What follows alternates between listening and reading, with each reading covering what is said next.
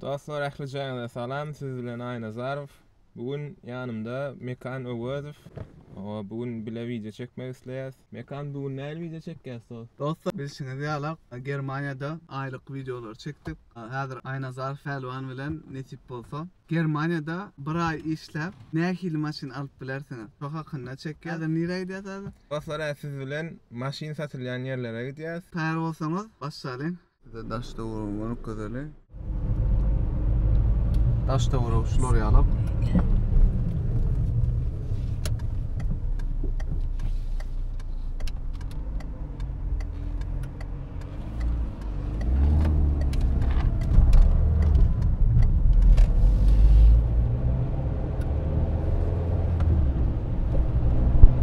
Dostlar, maşin satylýan ýere geldik. Häzir siz bilen ikinji ýani ulandan maşinlary görkezmekçi size. Germaniýada aýda arassa köp işläňde, ýani zavod skladlarda köpräk saat işläňde 2000 euro çenli gazanp bolýar. Onu şu günkü videoda size şu bir aýda gazanjak pulumdan nälik maşin edip bolýar, şonu görkezjek. Maşinler 2000 euro çenli maşinler görkezmekçi. Ene dostlar, başladyk onu. Birinji maşinimiz Volkswagen 1990 euro diýer. Näçinji ýyl diesel 2004-nji ýylyň maşiny dostlar. 2000 euro dünýäli Volkswagen Passat alyp bilýärmiz. Soň ene bu ýerde gara Peugeot bar. Bu da 2000 euro da bahatı. 180 bin kilometrede 2004 muamele. ilki maşinimiz. Bular ýaly Citroen bäni. Citroen model ne bilýärmi? Citroen C4 bilen 990 euro diýer. Mazda bir ýaly bu. 1500 euro. Mazda. Orada bir Mercedes, sonra Mercedes, yani. Borçlu yaşlılar yalık. 1200 euro. Dostlar, ona gelin bärik gelelim. Ene bärde Kia var. Kia şeýle 2005-nji ýyl maşin 1790 euro diýer dostlar.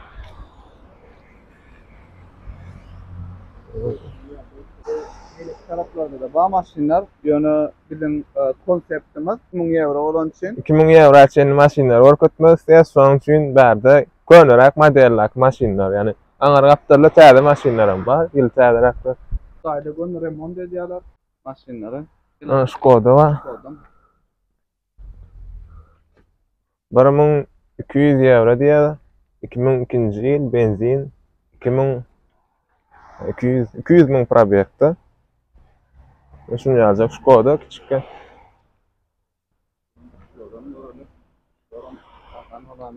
Bunun bahasy ýok eken. Aslında Skoda.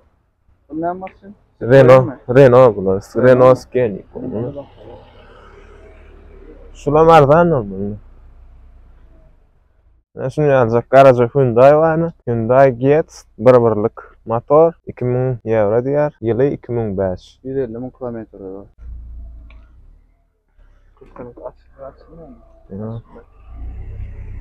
Opel 1800.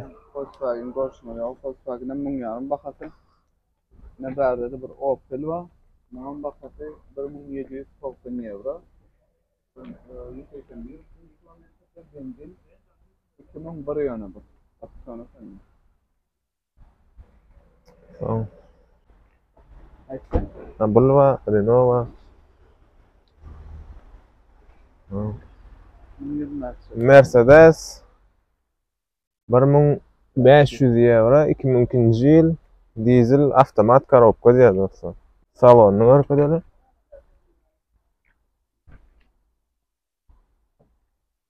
Salon şöyle. Ne Renault var dostlar şuna. Anam Renault var. Olsun bakatı 700 euro. 690 euro da 159 bin kilometrede. Tak, benzin 2001.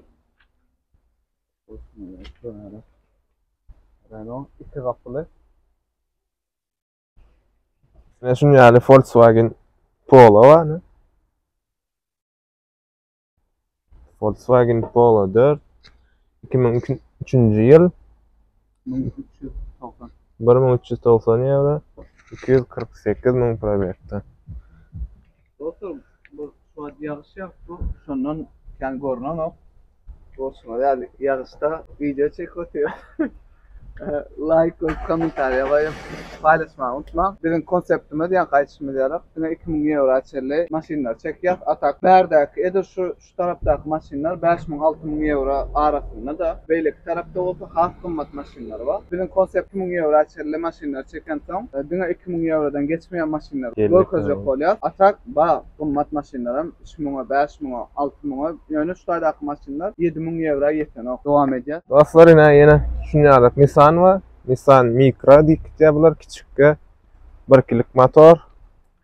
2003 yıl 195 000 probekde benzin 1,5 ming diýär dostlar. Dul ýazak maşin işe zada gidip gelmäne Bolýar. bolýar. Naşgaly bolýar, ýa-da bahasy ýok, ýa-da bahasy. İki kapılı, üst açılıyor. Görüşmeler yok. Maşinler açıp bir korkut bilen bakıyor, bardakta korkutuyor. Maşinler. Bardakta bir maşin var. 1600 mi? 690 euro diýär. 1999 yıl köne eken elbette 226 000 probekde. Güzel aşağıda.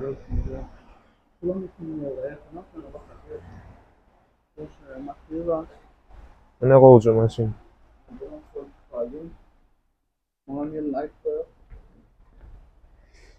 Tak. 1000 euro diýär dostlar bahasy ýyly 2001 234 000 probekde. 1000 euro. 1000 euro görüşmeye dostlar şuraya. İki kapılı maşin alasınız.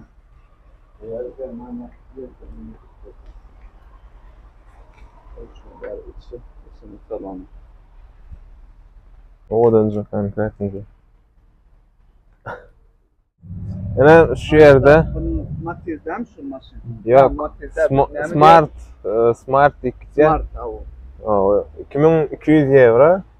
Bahası 2002 yıl benzinle 150 000 probek avtomat korobka. Motory 06 diýär dostlar. Materialar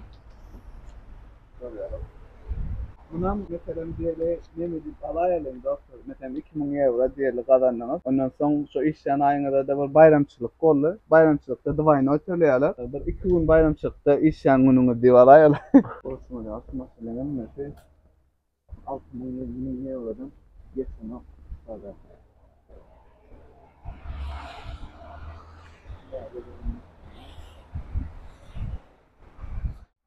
Neştayda bir Seat we Ibiza edil bular Türkmenistan'a yok. Seat Ibiza 1690 euro diye.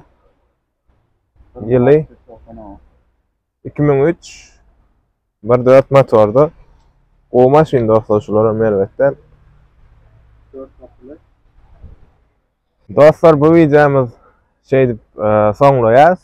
Bu videomuzun manysy başdaky aýdyşym Germaniýada bir ay işläp näýelik maşin edinip bolýar. Şoň üçin şu videoda diňe 2000 euro açan maşinler görkezdik size çäklerini şonurk bilen. Egerde şu video sizin göwnüňizden turan bolsa, hem de şunýalyk ýene-de videolar çekmegi isleýän bolsaňyz, 2000den ýokary 10 000 açanny näýelik maşinler bar, ony hem görmek isleýän bolsaňyz, kommentariýada ýazyň, like basyň. Eger isleseňiz 2000 eurodan 10 000 euro açan maşinlary görmek isleýän bolsaňyz, onda size çekip görkezýärim dostlar. Indiki videolarda görüşýänçe post sag bolun dostlar.